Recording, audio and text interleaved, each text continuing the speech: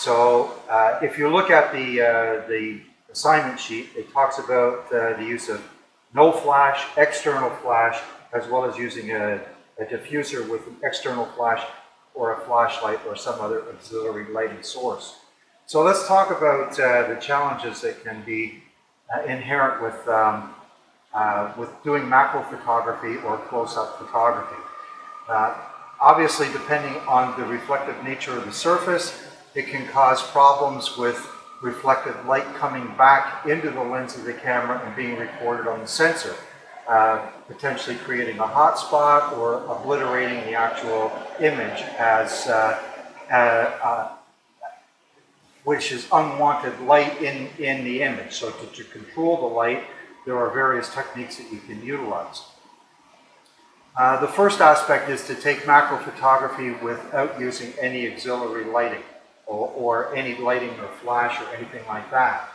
You have to be aware of issues that surround that. For instance, if you are doing it with sunlight or overhead lighting, that in itself may cause a refracted or a reflected light, specular light that might be interference or unwanted interference.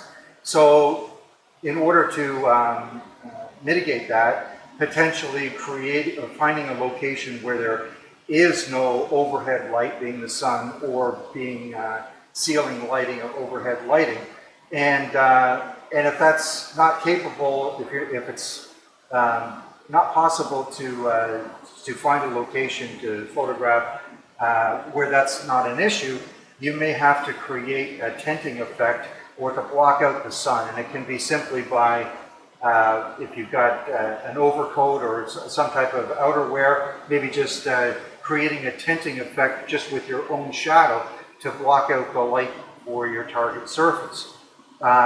You can also use anything else, some type of a deflector, have someone else maybe hold a piece of paper or something that can block that light out for you.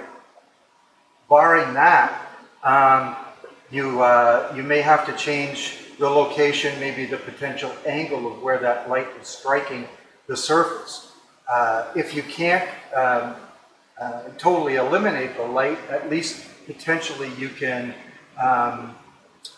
address where that light is striking on the surface of your subject or whatever it is that you're photographing, so that it's not interfering with the detail and the actual subject, but maybe striking the surface next to it, in which case it can be potentially cropped out or left as is if it's not interfering with the detail of the subject itself.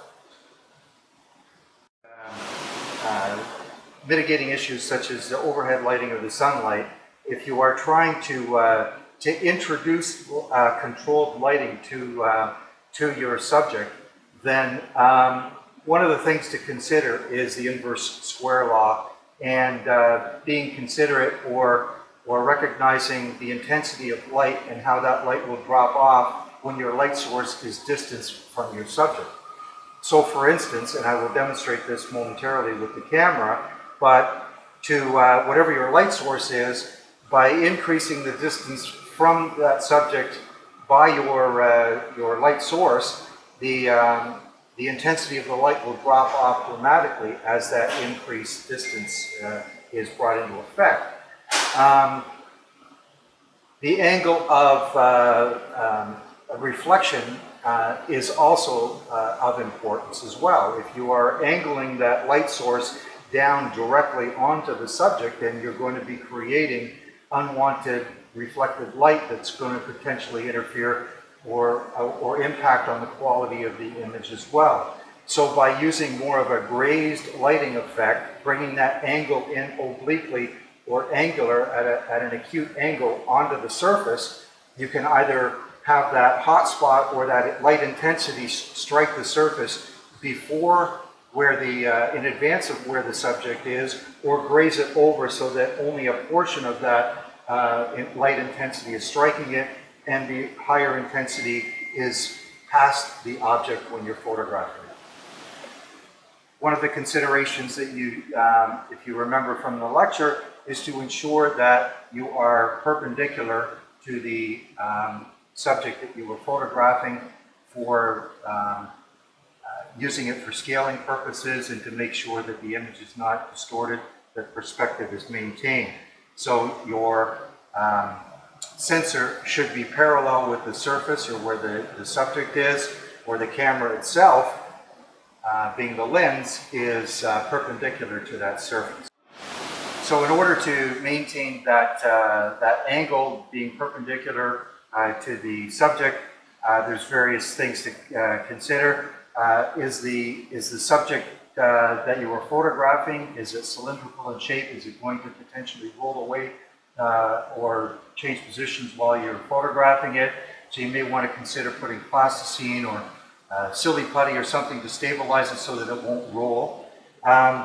Another aspect or potential use is something like this, where you have an articulating instrument like this that has alligator clips on it that can hold that object stationary for photography purposes.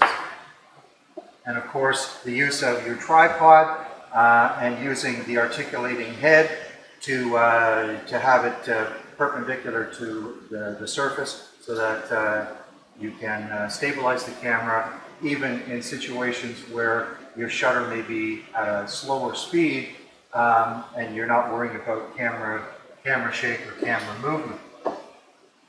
One other consideration when you're photographing an object in a macro mode is what is the surface background surrounding where that subject is.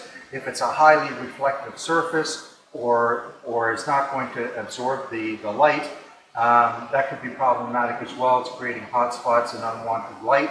So try to find a darker finish, a matte black finish that's going to absorb the light and minimize the reflective light on the surface background. Once again, as we were talking about the inverse square law and the concentration of light that's hitting the surface, by adjusting, and obviously I'm not doing this necessarily at a 90-degree angle, but I'm just doing this for demonstrative purposes.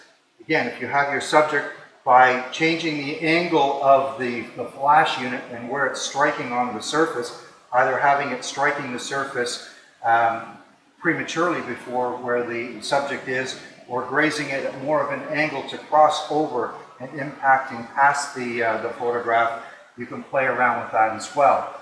Be aware that the flash unit itself is also creating a shadowing effect. So if that shadow is going to be interfering with the quality of the image, you may have to increase the angle so that it will create less of a shadowing effect. The concentration or the intensity of the light can also be adjusted by increasing the distance from the subject. So that's another consideration. For instances where you're introducing an auxiliary light source other than the external flash, you can replicate that same lighting source by using your flashlight. Again, by adjusting the angle of incidence, but also the distance there from the subject for the intensity of the light. We talked about aperture and shutter speed last week.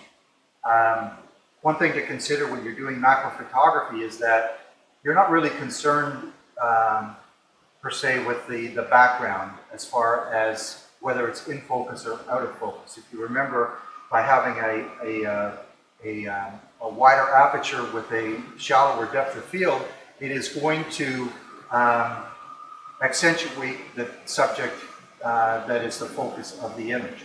So in many cases, by opening the aperture up, it's going to focus more intensely on the subject itself and less so on the background.